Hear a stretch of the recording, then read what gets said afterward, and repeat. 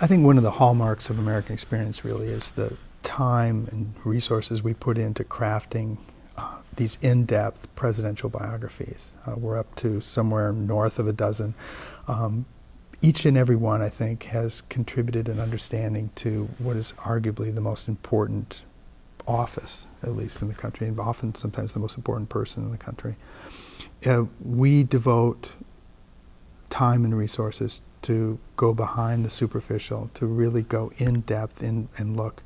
We try to look at a presidency and a president from really at two levels. We try to look at them as a public figure, look at their policy, look at their rise through the political ranks, their campaigns, and then what they did or did not accomplish as presidents. But we also try to look at them on the private level as people.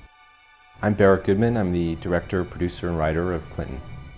Clinton is a 4-hour documentary about the president, his life, his times. It will cover his entire life from birth to the last day of his presidency.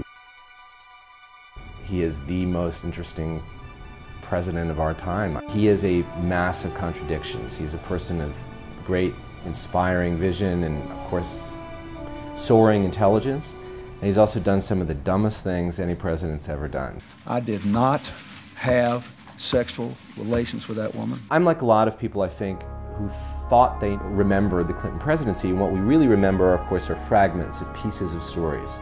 And as you burrow in and begin to understand the full story, the depth and nuance comes out, and the remarkable contradictions of this person. We're trying to understand why he's so divisive. What is it about this guy that brings out these contradictory emotions in people? For anyone to try to understand what's going on now, they must understand what happened with Bill Clinton's presidency.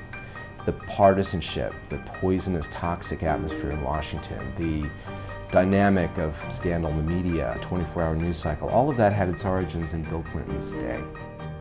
There is no one truth. There's only points of view on what happened. And as an historian, you're trying to understand the context, which leads people to believe what they believe. The man is like a kaleidoscope where you turn, and every time you turn a little bit and look at him from a slightly different perspective, everything changes. He ricochets between brilliant achievement and these valleys of personal turmoil and scandal that immediately follow. And it's this up and down and up and down. And that's what we've tried to get a handle on in this film.